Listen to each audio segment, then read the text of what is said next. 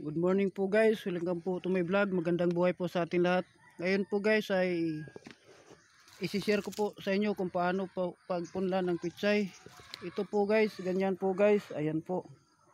Ganito po ang ginagawa ko guys sa pagpunla ng pichay. Ayan, nilagyan ko po ng bakod ng dahon ng nyog para po hindi po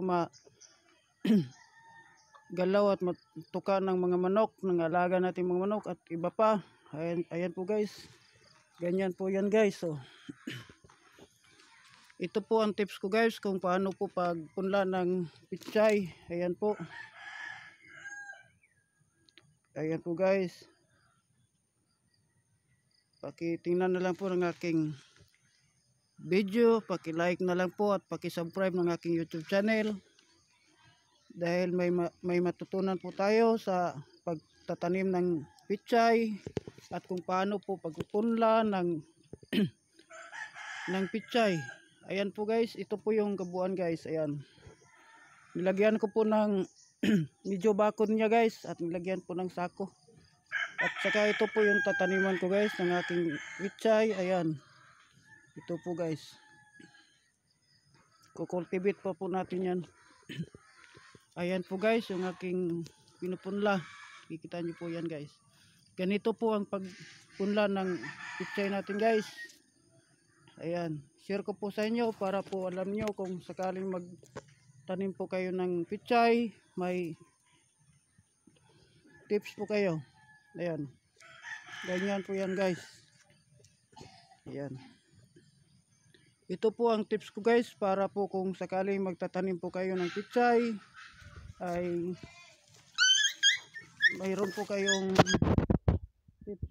Ayan, ganyan po yan guys para hindi po pumasok ng mga manok natin sa ating paligid-paligid. Ayan po guys, dito ko po yan itatanim guys. Ayan, nasa paligid lang po natin yan guys, nasa backyard lang po yan. Mabuti na po guys, libre na po gulay natin.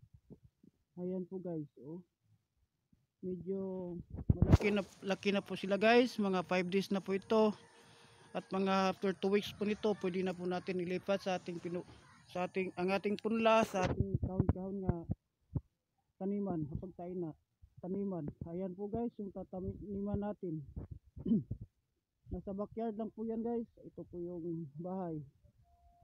Ayan, ito po yung guys.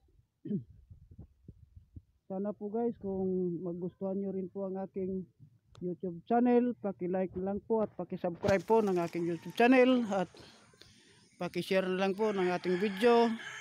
At welcome po kayo sa pag-subscribe, at kung mayroon din po kayong YouTube channel ay ako na bahala sa inyo, mag-release back po ako sa pag-subscribe sa inyo.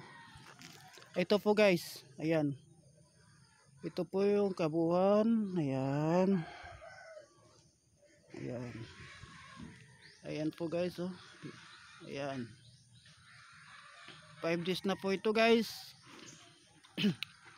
Kasyang-kasya lang po ito sa ating ginagawa, at mayroon pa po doon guys na hindi pa po natin na cultivate, pero madali lang po yan pag malaki na po ito. At yung lang po guys, maraming salamat po. Sana po manonood po kayo ng aking video, paki-like na lang po at paki-subscribe ng aking YouTube channel. At magandang buhay po sa inyo lahat, sa ating lahat. God bless you po and more power po sa atin. At yun lang po guys, i-share lang ko lang po sa inyo kung paano po pagpunla ng ating pichay na tanim. At saka yun lang po guys, maraming salamat. God bless you po, mabuhay po tayong lahat.